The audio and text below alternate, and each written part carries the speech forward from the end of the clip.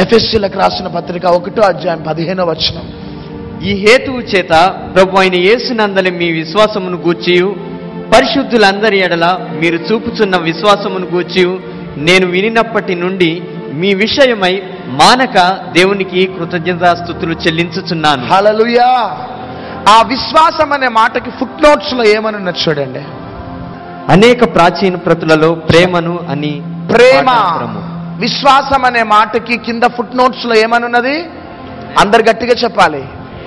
కాబట్టి విశ్వాసం అనే మాట తీసేసి ప్రేమ అని మరి ఒకసారి చదవాలి. ఈ హేతువు చేత ప్రభువైన యేసునందలి మీ ప్రేమను గూర్చియు పరిశుద్ధులందరి ఎడల మీరు చూపుచున్న ప్రేమను గూర్చియు నేను వినినప్పటి నుండి మీ విషయమై మానక దేవునికి కృతజ్ఞతాస్తుతులు చెల్లించుచున్నాను. గట్టిగా చప్పట్లు కొడదాం. ఎఫెసీ సంఘము దేవుణ్ణి ఎంతగానో ప్రేమించిన సంఘం. చాలా యేసయ్యని ప్రేమించి యేసయ్యకి ప్రాధాన్యత ఇచ్చిన సంఘం. కానీ అపోస్తలుడైన పౌలు ఏమంటున్నాడంటే, మీరు యేసుక్రీస్తు ప్రభు చూపుతున్న ప్రేమను బట్టి నేను మానక కృతజ్ఞతాస్తుతులు చెల్లిస్తున్నానని ఎఫెసీ సంఘముతో అపోస్తలుడైన పౌలు ఎంతో ప్రైజ్ చేస్తూ మాట్లాడుతున్నాడు. కానీ 34 సంవత్సరాలు గడిచిన తర్వాత ఎఫెసీ సంఘం యొక్క పరిస్థితి మనం చదువుకుందాం. ప్రకటన గ్రంథం 2వ అధ్యాయం 4వ వచనం. అయినను మొదట నీకుండిన ప్రేమను నీవు వదిలితివని. చాలు. మొదటిగా నీకున్న ప్రేమను నీవు వదిలితివే. ఎవరితో మాట్లాడుతున్నాడు ఈ మాట? ఎఫెసీ సంఘాన్ని చూపెడుతూ ఈ రిమార్క్ అనేది దేవుడిస్తున్నాడు. మొదటిగా 35 years బ్యాక్ నీవు ఏ విధంగా యేసుక్రీస్తు ప్రభువును ప్రేమించినావో ఆ మొదటి ప్రేమ నీ జీవితంలో తక్కువైపోయింది అని ఒక రిమార్క్ అనేది పరిశుద్ధాత్మ దేవుడిస్తూ ఉన్నాడు. ఎందుకు మొదటి ప్రేమ మన జీవితంలో యేసుక్రీస్తు ప్రభుపై తగ్గిపోతుంది అంటే, మన కుటుంబంలో యేసుక్రీస్తు ప్రభు ఎప్పుడైతే చనిపోతాడో, వేరే రాజు పరిపాలించడం ప్రారంభిస్తాడో మొదటి ప్రేమ మన కుటుంబంలో కోల్పోతాం. ఈ రాత్రి కాల సమయంలో నా ప్రియ సహోదరి సహోదరుడా, ఎఫెసీ సంఘం యేసుక్రీస్తు ప్రభుని ఎంతగానో ప్రేమించిన సంఘం. కానీ 35 years గడిచిన తర్వాత యేసుక్రీస్తు స్థానంలో వేరే రాజు పరిపాలించటమును బట్టి మొదటి ప్రేమను దూరం చేసుకున్నారు ఎఫెసీ సంఘం. ఈ రాత్రి ఎఫెసీ సంఘంలో ఉన్న రిమార్క్ ని పరిశుద్ధాత్మ దేవుడు ఎత్తిపట్టడం కాదు, కానీ ఈరోజు నీ జీవితంలో నా జీవితంలో యేసుక్రీస్తు ప్రభుకి మొదటి ప్రాధాన్యత ఇస్తున్నామా? మొదటి ప్రేమ అనేది యేసుక్రీస్తు ప్రభుపై మనకి ఉన్నదా? నిజంగా యేసుక్రీస్తు ప్రభు మన కుటుంబంలో బ్రతికి ఉన్నాడా, చనిపోయినాడా? మన కుటుంబంలో యోసేపు బ్రతికి ఉన్నాడా, చనిపోయినాడా? ఒకవేళ వేరే రాజు అనేది ఒకవేళ మన కుటుంబంలో పరిపాలిస్తున్నాడా? ఈ రోజు నీ కుటుంబంలో ఉన్న శాపము తొలగిపోవాలన్నా, దుఃఖము తొలగిపోవాలన్నా, మానసికమైన ఒత్తిళ్లు తొలగిపోవాలన్నా ఒకటే ఒక మెడిసిన్, ఒకటే ఒక ఫార్ములా ఏంటిదంటే, మొదటిగా యేసయ్యను ఎట్లా ప్రేమించినావో అదే విధంగా మరలా ప్రేమించడానికి నీ బలిపీఠాన్ని కట్టుకో. ఇప్పుడే నీ బలిపీఠంపై దేవుని అగ్ని దిగబోతున్నదంటే. మొదటి ప్రేమను ఒకవేళ దూరమైన స్థితిలో ఉంటే మరలా యేసుక్రీస్తును ప్రేమించడం ప్రారంభించు. యేసుక్రీస్తుగా నీ కుటుంబంలో బ్రతకాలి, వేరే రాజుని నీ కుటుంబంలో నుంచి తొలగించు. ఎప్పుడైతే నీ బలిపీఠాన్ని సరి చేసుకుంటావో, నీ బలిపీఠాన్ని కట్టుకుంటావో, అకస్మాత్తుగా కోల్పోయిన ఆనందాన్ని, కోల్పోయిన సంతోషాన్ని, కోల్పోయిన అభివృద్ధిని మరలా నీ కుటుంబానికి దేవుడు దయచేయాలని ఆశపడుతూ ఉన్నాడు. ఈ రాత్రి నేను నమ్ముతున్నాను ప్రియ దేవుని బిడ్డలారా, మన రాష్ట్రంలో, మన దేశంలో యేసుక్రీస్తు ప్రభు దగ్గర నుంచి బెనిఫిట్స్ తీసుకున్న వారిక లెగొద్దు, కానీ యేసుక్రీస్తు ప్రభువును ప్రేమించే సార్వత్రిక సంఘము లేగాలిక. హల్లెలూయా. యేసుక్రీస్తు ప్రభువును ప్రేమించే సంఘాలు ఈ దినాలలో లేగాలి. చాలా మంది, కొంతమంది కొన్ని కుటుంబాలలో వారి వృద్ధాప్యంలోకి వెళ్ళిన తర్వాత వారి యొక్క గర్భంలో పుట్టిన బిడ్డలు వారికి సహకరించరు. తల్లిదండ్రులు వెళ్ళి బిడ్డలతో అంటారు, నానా నీ యవ్వన జీవితంలో నేను ఎంతో త్యాగం చేసిన, ఎంతో ప్రాధాన్యత ఇచ్చిన, నువ్వు మంచి మంచి చదువులు చదువుకొని గొప్పవాడి కావాలని నేను నీకు ఇంపార్టెన్స్ ఇస్తే ఈరోజు నువ్వు నన్ను విడిచిపెట్టి వెళ్ళిపోయినావు. ఇది నీకేమైనా న్యాయమా అని యవ్వన బిడ్డల విషయంలో తల్లిదండ్రులు ఏడుస్తూ కూర్చుంటారు, ఒంటరి జీవితాన్ని అనుభవిస్తూ ఉంటారు. నా బిడ్డలు నన్ను విడిచిపెట్టి వెళ్ళిపోయినారు అని దైవ సేవకుల దగ్గరికి వచ్చి ఏడుస్తూ చెప్పుకుంటూ ఉంటారు. కానీ నా ప్రియ సహోదరి సహోదరుడా, నీవు ఏ విత్తనాన్ని విత్తినావో అదే పంటను నువ్వు కోస్తున్నావు వృద్ధాప్యంలో. నీ బిడ్డలు చిన్న వయస్సులో ఉన్నప్పుడు, నీ చేతిలో డబ్బు ఉన్నప్పుడు నువ్వు యేసుక్రీస్తు ప్రభువుని ప్రేమించకుండా, యేసుక్రీస్తు ప్రభువుని ప్రాధాన్యత ఇవ్వకుండా నీ బిడ్డలకి ప్రాధాన్యత ఇవ్వటం ప్రారంభించినావు. నీ బిడ్డలను ఎక్కువగా ప్రేమించడం ప్రారంభించినావు. నీ బిడ్డలు నీకు విగ్రహాలుగా మారిపోయినాయి. యేసయ్య కంటే ఎక్కువగా నీ బిడ్డలకి ప్రాధాన్యత ఇచ్చినావు. యేసయ్యని ప్రేమించకుండా నీ బిడ్డలను ఎక్కువగా ప్రేమించినావు. చిన్నతనంలో వారికి ప్రాధాన్యత ఇవ్వటమును బట్టి, యేసయ్యకి ఇవ్వవలసిన ఇంపార్టెన్స్ ఇవ్వకపోవటమును బట్టి ఈరోజు వారు పెరిగిన తర్వాత నీ యవ్వన బిడ్డలు నీకు చేదుగా మారిపోయినారు. కారణము లేకుండా ఏ శాపము ఏ కుటుంబంలో రాదు. నువ్వు అనుభవించడానికి కారణాలు ఉంటున్నాయి. కొంతమంది తల్లులకి వారి బిడ్డలే దేవుళ్ళండి. అబ్బా, వాళ్ళ అందాన్ని చూసి మురిసిపోతా ఉంటారు. వాళ్ళ హ్యాండ్సమ్ పర్సనాలిటీని బట్టి, వాళ్ళ వే ఆఫ్ డ్రెస్సింగ్ని బట్టి, వాళ్ళ చదువులను బట్టి, వారి హోదాని బట్టి ఎక్కడ లేని అతిశయపడతా ఉంటారు కొంతమంది తల్లిదండ్రులు.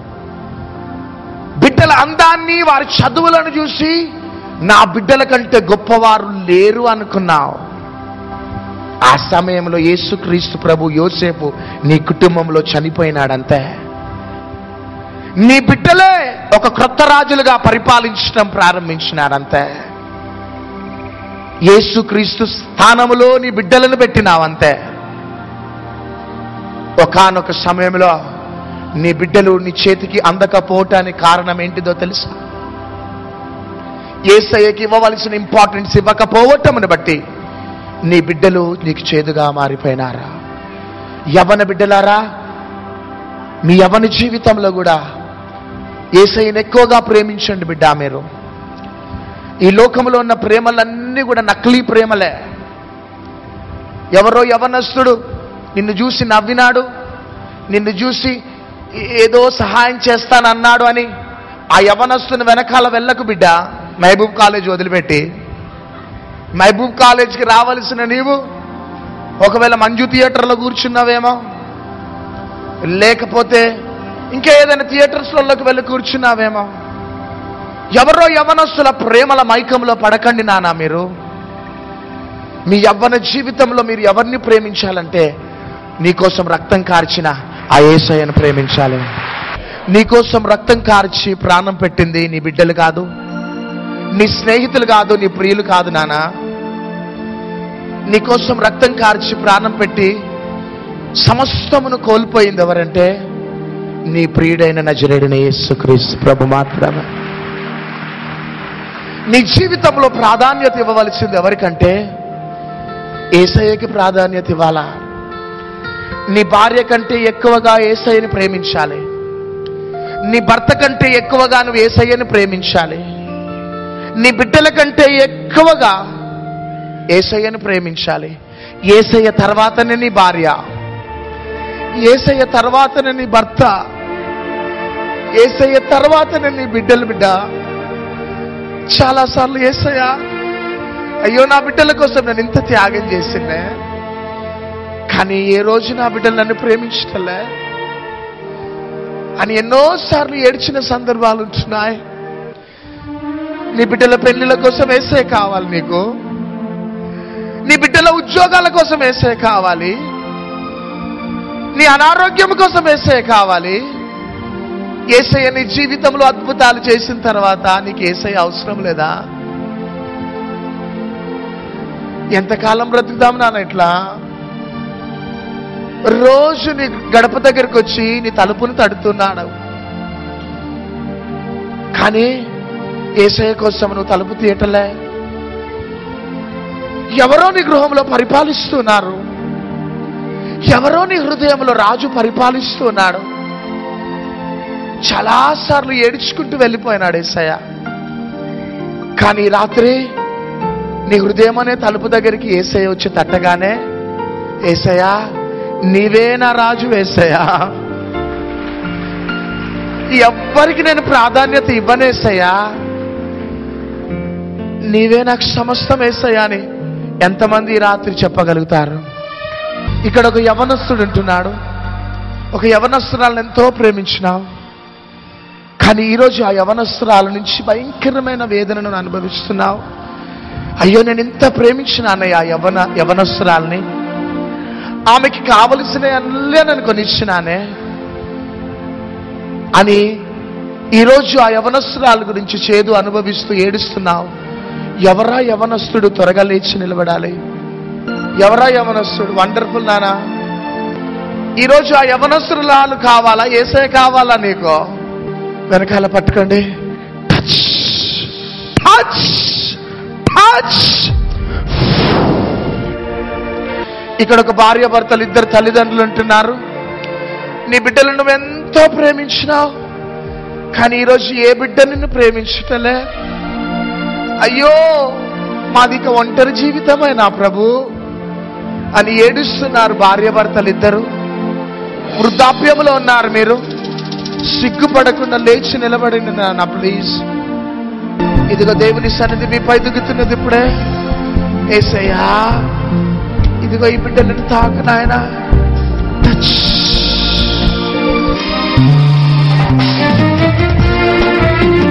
ఒక సహోదరుడు వ్యాపారంలో పూర్తిగా నష్టపోయి 7 లక్షల అప్పుతో ఈ స్థలంలో ఉన్నాం. 7 లక్షల అప్పుతో ఈ స్థలానికి వచ్చినావు. వ్యాపారంలో నష్టపోయి 7 లక్షల అప్పుతో ఈ స్థలానికి వచ్చినావు. ఎవరా సహోదరుడు? పరిగెత్తుకుంటూ రావాలా? యేసయ్యను ప్రేమించకుండా నీ వ్యాపారాన్ని డబ్బు వ్యామోహంలో పడిపోయి ఈరోజు శాపాన్ని కొన్ని తెచ్చిపెట్టుకున్నావు. కానీ ఈరోజు నుంచి యేసయ్యను ప్రేమిస్తారా బిడ్డ? మీరు మీ జీవితంలో అక్టోబర్ నవంబర్ లోపల ఒక బ్రేక్ త్రూ జరగబోతున్నది. పట్టుకోండి వెనకాల. నీకే మహిమ కలుగును గాక. Amen amen amen. గట్టిగా చప్పట్లు కొడదాం. ఒక సహోదరుడు ఇక్కడ లివర్ డ్యామేజ్ తో ఉంటున్నాడు. లివర్ భయంకరమైన అనారోగ్యంతో ఈ స్థలానికి వచ్చినావు. ఎక్కడున్నావు నాన్న? త్వరగా లివర్ డ్యామేజ్ అయిపోయింది. డాక్టర్స్ రిపోర్ట్స్ అన్ని తారుమారైపోవాలి. ఇప్పుడే చేతులు పైకెత్తున్నానా? In Jesus mighty name. Touch touch touch. In Jesus name. Amen amen amen. గట్టిగా చప్పట్లు కొడదాం. ఈ రాత్రి, ఈ రోజు దాకా యోసేపు చనిపోయినాడేమో, యేసుక్రీస్తు ప్రభు చనిపోయినాడేమో, వేరే రాజు ఒకవేళ పరిపాలిస్తున్నాడేమో. అది నీ బిడ్డలు కావచ్చు, నీ ఉద్యోగం కావచ్చు, నీ డబ్బు కావచ్చు, ఏదైనా కావచ్చు. యేసుక్రీస్తు యొక్క స్థానాన్ని ఒకవేళ ఆక్యుపై చేసుకొని ఉంటే ఈరోజే మనం పరిగెత్తుకుంటూ యేసయ్య దగ్గరికి వద్దాం. హల్లెలూయా హల్లెలూయా. ఈరోజు ఒకవేళ గర్వమే నీ కుటుంబాన్ని సర్వనాశనం చేస్తున్నదేమో, ఒకవేళ గర్వమే ఒక రాజుగా పరిపాలిస్తున్నదేమో, నీ బిడ్డలే ఒకవేళ రాజులుగా పరిపాలిస్తున్నారేమో, ఒకవేళ నీ వ్యాపారము, నీ డబ్బే ఒకవేళ నిన్ను, నీ కుటుంబాన్ని ఈరోజు దాకా సర్వనాశనం చేసిందేమో. కానీ ఈ రాత్రి నువ్వు తెలుసుకోవాల్సిన వాస్తవం ఏంటిదంటే, యేసుక్రీస్తు స్థానంలో ఎవరు ఆ యొక్క ప్లేస్ని భర్తీ చేసినా, ఎవరు ఆ ప్లేస్ని ఆక్యుపై చేసినా, ఆ ప్లేస్లో ఈరోజు నా యేసుక్రీస్తు ప్రభువు రాబోతున్నాడు. ఏ కుటుంబంలో యేసుక్రీస్తు ఈ రాత్రి బ్రతుకుతాడో, ఏ కుటుంబంలో యోసేపు బ్రతుకుతాడో, ఏ కుటుంబంలో నుంచి ఆ రాజు బయటికి వెళ్ళిపోతాడో, ఆ కుటుంబాలు ఈరోజు శాపము నుంచి బయటపడి దేవుని యొక్క దీవెనలు పొందుకోబోతున్నాయి. శాపముతో, కన్నీటితో, నిట్టూర్పులతో వచ్చిన నీ జీవితంలో ఈరోజు అద్భుతము జరగాలి అంటే నీ గృహంలో నుంచి ఆ పరిపాలిస్తున్న రాజు బయటికి వెళ్ళిపోయి నీ గృహంలో, నీ కుటుంబంలో రాజాది రాజు, దేవాది దేవుడైన యేసుక్రీస్తు పరిపాలించాలి అంతే. యవన బిడ్డలారా, నీ యవన జీవితంలో చదువులు చదవండి, చదువులు వద్దంటలేం. ఉద్యోగాలు చేయండి, ఉద్యోగాలు వద్దంటలేం. ఫ్రెండ్షిప్, విపరీతమైన ఫ్రెండ్షిప్ చేసి నష్టాలు అనుభవిస్తున్నారేమో. కానీ ఈరోజు ఒకవేళ నీ ఉద్యోగమే నీకు దేవుడు అయినాడేమో, నీ ఉద్యోగమే యేసయ్య స్థానాన్ని ఆక్యుపై చేసిందేమో, నీ చదువునే యేసుక్రీస్తు స్థానాన్ని ఆక్యుపై చేసిందేమో. ఒకవేళ నీ బాయ్ ఫ్రెండే, నీ గర్ల్ ఫ్రెండే యేసుక్రీస్తు స్థలాన్ని ఆక్యుపై చేస్తున్నట్లయితే ఆ బాయ్ ఫ్రెండ్ని పక్కకు పెట్టండి, ఆ గర్ల్ ఫ్రెండ్ని పక్కకు పెట్టండి, ఆ ఉద్యోగాన్ని పక్కకు పెట్టండి, ఆ వ్యాపారాన్ని పక్కకు పెట్టండి, ఆ చదువులను పక్కకు పెట్టండి. ఆ స్థలంలో యేసుక్రీస్తు ప్రభువును ఈ రాత్రి ఆహ్వానించండి అంతే.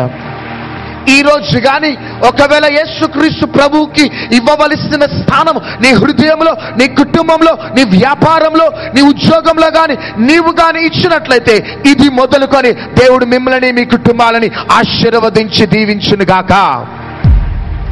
కృపాక్షేమములు మీ వెంట వచ్చునుగాక. చిరకాలము పరలోక ఆనందాన్ని, సంతోషాన్ని మీరు అనుభవించునుగాక. ఈరోజు ఒకవేళ సంసోను దెలీలాకి ఎప్పుడైతే స్థానం ఇచ్చినాడో యేసుక్రీస్తు ప్రభు స్థానంలో ఆ యొక్క ప్రియురాలు వచ్చేసింది. హల్లెలూయా. ఎవరు వచ్చేసింది? ప్రియురాలు దెలీలా.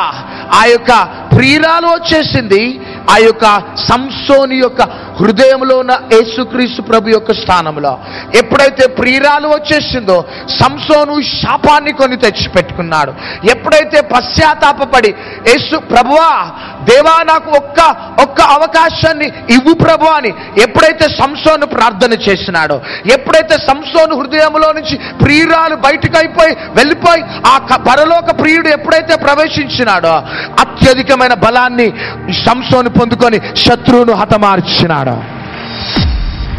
ఒకవేళ మీ హృదయాలలో ఆ యొక్క సంసోను లాగా ఆ యొక్క ప్రియురాలు దెలీలా ఒకవేళ ఉండొచ్చేమో, ఆ యొక్క ప్రియురాలని తీసేసేయండి, ఆ ప్రియుడిని తీసేసేయండి. మీ హృదయంలో ఏ ప్రియుడు రావాలంటే కల్వరి శిలువలో వ్రేలాడిన ఆ ప్రియుడే మీ హృదయంలోకి రావాలి.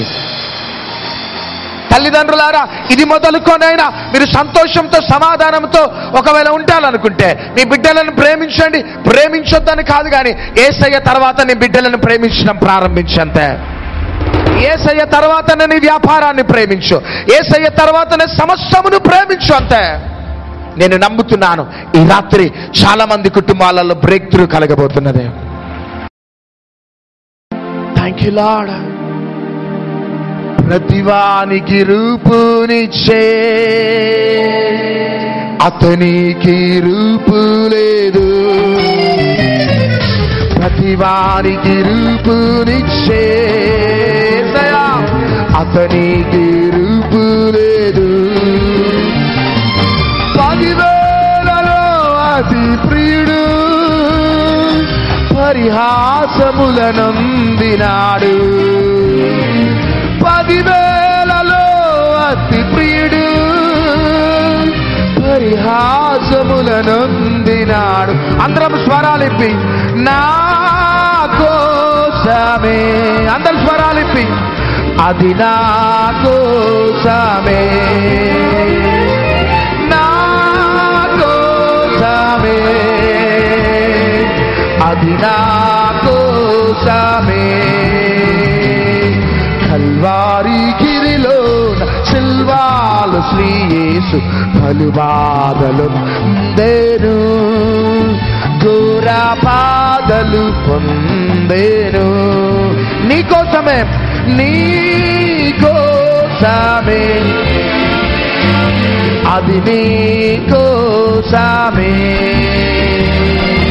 నా కోసమే, అది నా కోసమే.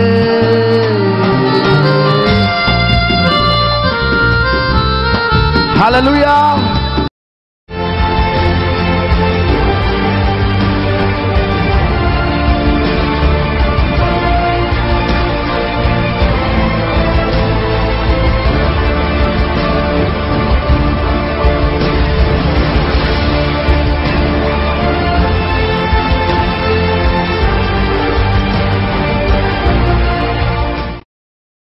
గత కొన్ని నెలలుగా నేను ఫిస్ట్లా అనేటువంటి గాయంతో బాధపడుతున్నాను. మరి నేను డాక్టర్ దగ్గరికి వెళ్ళినప్పుడు, బాబు అది సిజరిన్ చేయాలి, 20,000 ఖర్చు అవుతుందని అన్నాడు. నేను 20,000 ఖర్చు ఎలా అనే ఆలోచనలో ఉండి నేను ప్రార్థనలో ఉన్నప్పుడు మరి ఈ మహబూబ్ కాలేజ్కి రావాలని నేను ప్రేరేపణ కలిగింది. నేను ఇక్కడికి వచ్చి ప్రార్థనలో ఉన్నాను. ప్రార్థనలో ఉన్న తర్వాత ఇక్కడ నేను ప్రేయర్ ఆయిల్ అప్లై చేశాను. దేవుడు గొప్ప స్వస్థత జరిగించాడు. అందును బట్టి దేవునికి నేను వందనాలు చెల్లిస్తున్నాను. నాకు హెల్త్ బాగాలేక డిస్క్ లోకేటెడ్ అయిపోయింది.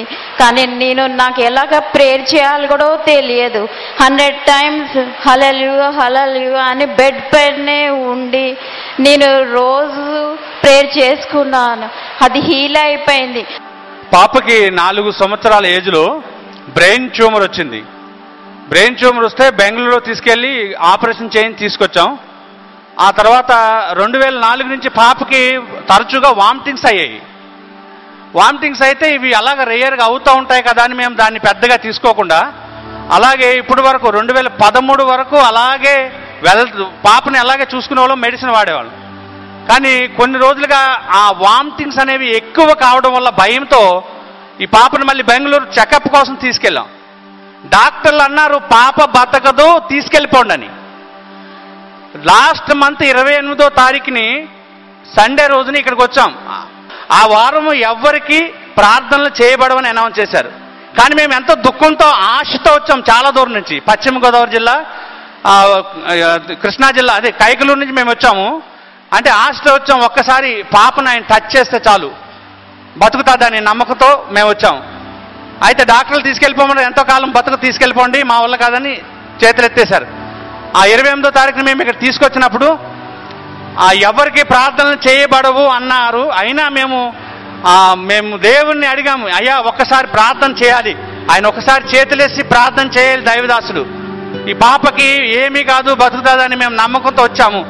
అదేవిధంగా పాపని ఆ ప్రార్థన అయిన తర్వాత ఈ ఒక్క పాపని లోపల తీసుకెళ్ళి అయ్యగారు ప్రార్థన చేశారు. ఇప్పుడు ఈ పాప బతకదు తీసుకెళ్ళిపోండి అన్నారు. ఒక కన్ను లోపలికి వెళ్ళి అసలు నడవలేని పరిస్థితి, చూడలేని పరిస్థితులు ఉన్న పాపని దేవుడు మళ్ళీ మీ ముందుకు నిలబెట్టడానికి తీసుకొచ్చాడు.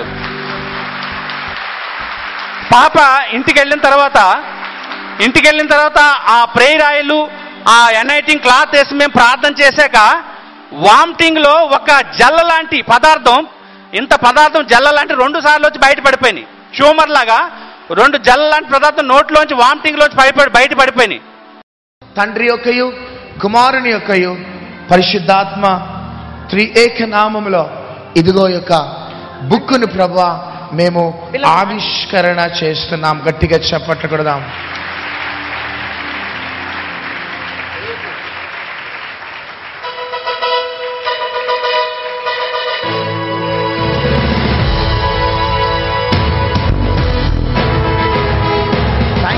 గట్టిగా చప్పట్లు కొడదాం. హోలీ స్పిరిట్ గాడ్, ఒక ప్రత్యేకమైన అభిషేకం ప్రభా ఈ ప్రత్యక్షతపై దిగునుగాక. చప్పట్లు కొడదాం. ఇదిగో ఈ యొక్క బుక్ చదువుతున్న ప్రతి యవ్వన జీవితంలో ఒక నూతనమైన మార్పు కలుగునుగాక. పాపాన్ని విడిచిపెట్టి ప్రభానైనా నీకు మహిమకరంగా మార్చబడునుగాక. సాతాను యొక్క కబంధ హస్తాలలో నుంచి విడుదల పొంది నీ బిడ్డగా మార్చబడునుగాక. ఒక గ్లోరియస్ అనాయింటింగ్ ఈ ప్రత్యక్షతపై, ఈ రెవల్యూషన్ పై దిగునుగాక, దిగునుగాక, దిగునుగాక.